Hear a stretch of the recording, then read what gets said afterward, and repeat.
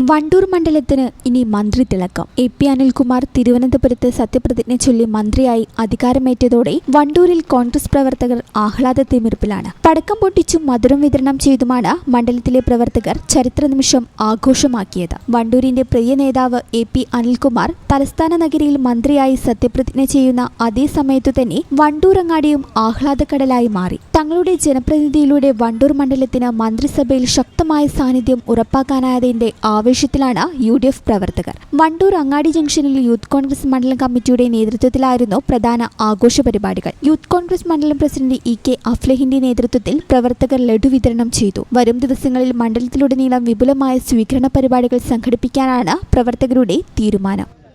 ഈ channel news Wandoor. Versatile എന്ത് രസമുള്ള വാക്കാണല്ലേ. ഒരുപക്ഷെ ഓരോ ആക്ടറും കേൾക്കാൻ കൊതിക്കുന്ന വിശേഷം. ഓരോ സ്ക്രിപ്റ്റ് കേൾക്കുമ്പോഴും ഓരോ കഥാപാത്രത്തെ പരിഗണിക്കുമ്പോഴും എന്തായിരിക്കും ഞാൻ ആഗ്രഹിക്കുക? ഇത് ഡിഫറെൻ്റ് ആയിരിക്കണം, എനിക്ക് മാത്രം ചേരുന്ന ഒന്നാവണം, എന്തെങ്കിലുമൊക്കെ പുതുമ വേണം, ആളുകൾക്ക് ഇഷ്ടമാവണം, ലോകം പറയണം വാ versatile, something never seen before. നിങ്ങളും അത് തന്നെയല്ലേ ആഗ്രഹിക്കുക? സ്പെഷ്യൽ മൊമെന്റ്സിന് വേണ്ടി ജ്വല്ലറി തിരഞ്ഞെടുക്കുമ്പോൾ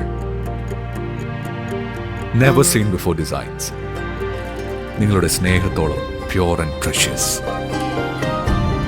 ഹൃദയം തൊട്ടറിഞ്ഞുള്ള സർവീസ്. കവിത ഗോൾഡൻ ഡയമണ്ട്സ് പോലെ തീർത്തും versatile. Kavitha golden diamonds, the versatile jewelry.